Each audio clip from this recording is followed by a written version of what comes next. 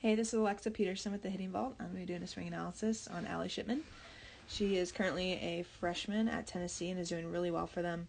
She's hitting .328 overall and .375 in SEC play, and has 3 home runs so far. So doing really well, and we're going to check out some things in her swing that make her successful.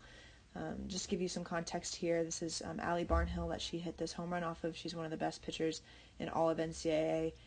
She throws 71 miles an hour, which is up there. And we're going to check out to see where her front foot lands, which I think is really important to take note in this particular swing analysis, because a lot of people think that when that pitch is released, that's when we want the front foot to come down, which is actually much later, and this is a really fast pitcher. So we're going to check that out as well. So starting with her starting stance, though, we're going to look at how her front shoulder is down, her back shoulder is up. That's pretty consistent with all elite hitters. It helps you kind of just get into that good balanced position and be ready to have that front shoulder continue to work down and in instead of just immediately drop that back shoulder. You'll see some torso tilt here. She's leaned over, almost leaned over with her eyes over her toes a little bit more. That's her starting stance. You don't have to start that leaned over, but there are hitters that like to start more upright, but it's important that irregardless of whether you're upright or leaned over a little bit, that you get to a good launch position where this torso tilt is there. So you can start either way. We definitely want to be hinging kind of at that hip position. We don't want to be hunched over with our back curled over like that. That will get us into a bad position. So she has some bend in her front knee and her back knee, and her front foot and her back foot are in a pretty straight line there.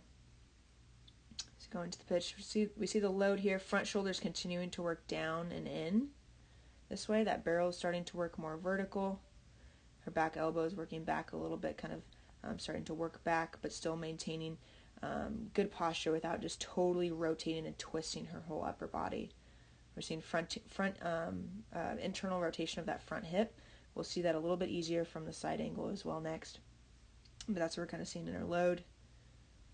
Eyes nice and level. Now notice right as that pitch is released, right there, she's at the peak part of her leg kick there, and her front foot is not on the ground yet. And this is 70 miles per hour. So it's important to understand that your front foot shouldn't be on the ground when that pitch is released. It's going to make your swing really choppy. You're not going to have power. So hitting is really revolved around timing. Excuse me. Really revolved around timing and making sure that you get that front foot down at the right time. And so if this is 70 miles per hour, you see that front foot doesn't even come down till right there. So it's probably about 10 feet away or so that she's really getting that front foot down if this ball is coming at 70 miles an hour. So just know that there's that range. Yes, it depends. Your front foot is, when it comes down, is dependent on the speed of the pitcher, but it shouldn't be right as the pitcher is releasing it. You're going to have it, that front foot coming down anywhere from like 10 to 12 feet before it reaches home plate, sometimes even sooner. Sooner as in like the pitch is closer to home plate. So just know that it's not when the pitch is released, and this is 70 miles an hour, and you can tell that her front foot isn't on the ground as it's being released. So she gets to that launch position. Launch position is right when that heel hits or heel plant. And we still see that she's maintained this good position right here, torso tilt. Her knob is down towards the catcher. She has some bend in that front knee, and her hips have actually started to turn. You can kind of see her hips turning right there. And that's important too, to make sure that we're really using the hips and engaging them a lot in our swing. So this is a flat rise ball or a flat screwball. One of the two. A little bit up in the zone, but definitely left middle in. You're seeing her hips rotate really well. That barrel's now working. It went from more vertical to more horizontal. It's working behind her. It's not going straight from her launch position straight towards the ball. It's actually working a little bit behind her. You see it dropping back here. Rotating those hips really well. Front knee is rotating open a little bit. As she gets closer to contact, that's when that front knee is straightening out more. She gets to contact here, and she has some good, still has some good tilt, even on higher pitches that are right at the belt. This is right about the height of her belt. You want to make sure that you still have some tilt, that you aren't perfectly level with your shoulders. So you see some tilt with her shoulders, tilt with her bat, to make sure that she's not perfectly level across, because otherwise you're not going to be able to adjust to different pitches. If you're always perfectly level, you're not going to be able to hit it for over the fence at all, in the gaps, that type of thing. She extends really well towards through the pitch. We're going to go on to the side view here. So just as she's starting to load, kind of picking up that front foot, and you can see from this angle that her front hip is internally rotated, starting to go a little bit towards the catcher, but she's maintaining this good position here, not totally twisting her whole upper body and rotating too far. She's kind of loading into that back hip while maintaining pressure on the inside part of her back foot, not shifting all of her weight outside of her back foot there. That front shoulder is working more down and in. We see that knob starting to work a little bit towards the catcher. She goes forward, gets to her launch position. So we still see that front shoulder down, knob to the catcher more. Front knee has a little bit of bend. That front foot is open a little bit. The distance between her feet is about half of her height. It's kind of the average of most hitters. You'll see some variances with that, maybe a little bit wider, a little bit shallower. But if we start getting into this range right here, that would be way too small to be able to adjust to different pitches and hit for power there. So she's good distance between her feet. Back leg is a little bit longer there, and is well balanced right here. Her eyes, nose, and chin are all in a straight line right next to that front shoulder there. So really great launch position here. You'll see that her front elbow is down a little bit, and that's okay.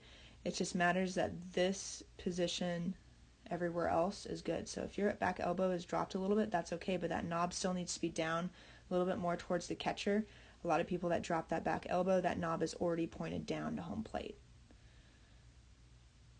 So we see from this position, rotating those hips, front knee is opening up, back foot is coming up off of the ground a little bit.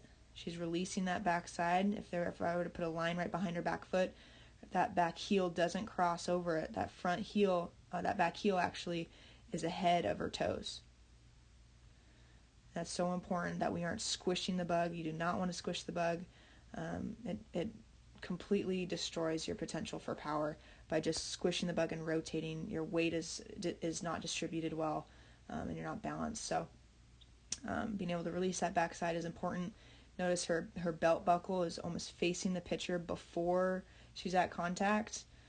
She's well before contact. You can see right here she's kind of in her bat lag position.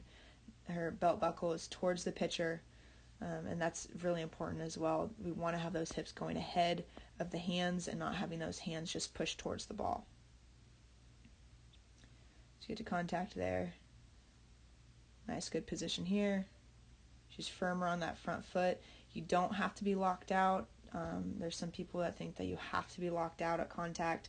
You don't have to be locked out, but you need to become more firm on that front side. You can see right, if we watch her front knee, as soon as it's getting close to contact, look at how it's starting to straighten out.